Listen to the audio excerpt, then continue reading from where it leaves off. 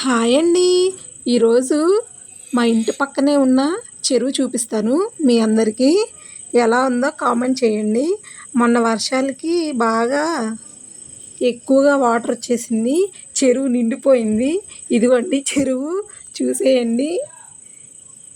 ఈ వీడియో మీకు నచ్చినట్లయితే లైక్ చేసి, షేర్ చేసి, సబ్స్క్రైబ్ కూడా చేసుకోండి. ఇలాంటి వీడియోస్ మీకు ఇంకా వస్తూనే ఉంటాయి. అదిగోండి ఆ చివరుంది, అది శ్మశానం. మిగతాదంతా చెరువు. చూడండి, ఇది గుడి. చాలా బాగుంటుంది, పల్లెటూరి వాతావరణంలో ఉంటున్నాం. చూడండి, పక్కనే చెట్లు అవి అన్నీ ఉన్నాయి.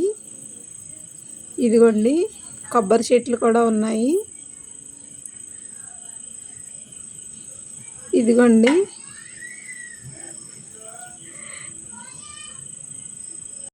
దీంట్లో చేపలు కూడా వేశారు, చాలా పెద్దవి అయ్యాయి.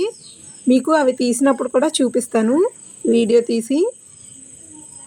ఒక్కొక్క చేప 3 కేజీల వరకు వస్తుంది. ఇదిగోండి ఆ చివర ఉన్నది శ్మశానం అన్నమాట. మేము శ్మశానం పక్కనే ఉన్నాము. చూడండి మా ఊరు చెరువు ఎంత పెద్దగా ఉందో. చూడండి ఫ్రెండ్స్, మా వీడియోకి లైక్ చేయండి, షేర్ చేయండి, సబ్స్క్రైబ్ కూడా చేసుకోండి. చూడండి ఫ్రెండ్స్, ఎంత పెద్ద చెరువు. పెద్ద చెరువు. మా వీడియో మీకు నచ్చినట్టయితే లైక్ చేయండి. Bye friends.